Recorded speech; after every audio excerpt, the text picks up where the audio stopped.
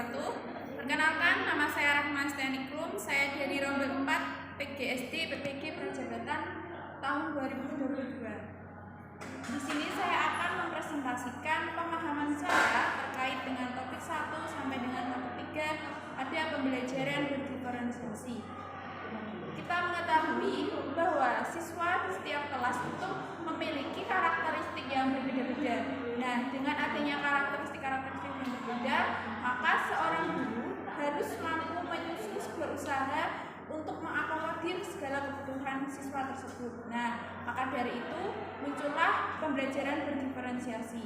Pembelajaran berdiferensiasi merupakan pembelajaran yang mampu mengakomodir segala kebutuhan siswa untuk meningkatkan potensi dari setiap siswa. Apa saja sih yang menjadi kebutuhan peserta didik? Yang pertama adalah kapasitas belajar.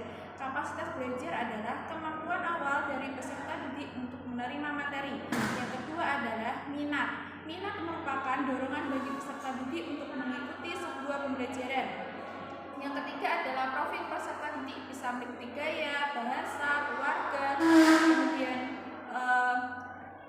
keinginan dari setiap siswa. Selanjutnya adalah pembelajaran berdiferensiasi ini tentunya dilatar belakangi oleh berbagai teori. Yang pertama, teori sistem ekologi. Teori ini menjelaskan interaksi peserta didik dengan lingkungannya itu akan terus mempengaruhi segala aspek perkembangan. Yang kedua, teori multiple intelligence, di mana kecerdasan di sini adalah kemampuan siswa dalam menyelesaikan masalah secara nyata dan dalam dunia nyata. Yang ketiga adalah teori zone of proximal development, merupakan zona antara tingkat perkembangan aktual dan tingkat perkembangan potensial. Tingkat perkembangan aktual merupakan kemampuan siswa dalam menyelesaikan masalah tanpa bantuan orang dewasa, sedangkan zona perkembangan potensial adalah kemampuan siswa dalam menyelesaikan masalah dengan bantuan orang dewasa. Yang terakhir adalah teori learning modalities atau yang dikenal dengan visual, auditory, dan kinestetik. Visual merupakan siswa atau peserta didik akan lebih mudah menerima informasi dalam bentuk gambar. Kemudian auditory, siswa akan lebih mudah menerima informasi dalam bentuk audio atau mendengar. Kemudian yang ketiga adalah kinestetik, siswa akan lebih mudah menerima informasi apabila ia belajar sambil bergerak. Selanjutnya, pembelajaran berdiferensiasi itu terdapat 4 aspek. Yang pertama konten atau materi, yang kedua proses, yang ketiga produk, dan yang terakhir adalah lingkungan. Konten itu berkaitan dengan materi yang diajarkan oleh guru dalam pembelajaran berdiferensiasi.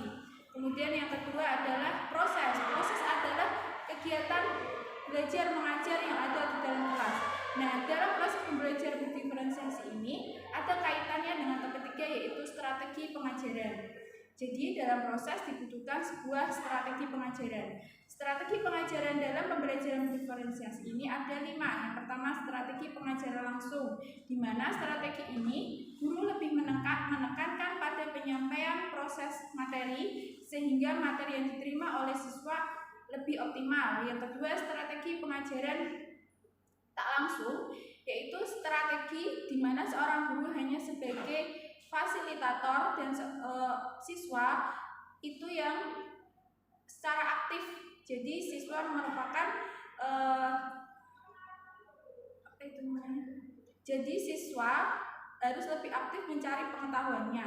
Kemudian yang ketiga adalah strategi pengajaran interaktif. Ini bisa dilakukan saat berdiskusi, jadi antara siswa yang satu dengan yang lainnya saling berinteraksi, bisa menyampaikan sebuah ide, gagasan, dan sebagainya. Yang keempat adalah strategi pengajaran mandiri, di mana siswa diberikan keleluasaan untuk belajar secara mandiri, baik di dalam kelas maupun di luar kelas.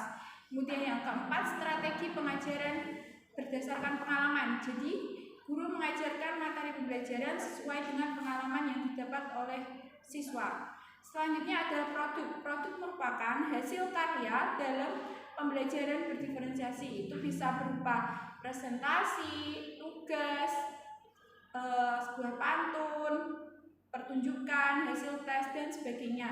Yang terakhir adalah lingkungan belajar, yaitu berkenaan dengan suatu kondisi lingkungan kelas dalam pembelajaran berdiferensiasi. Terima kasih.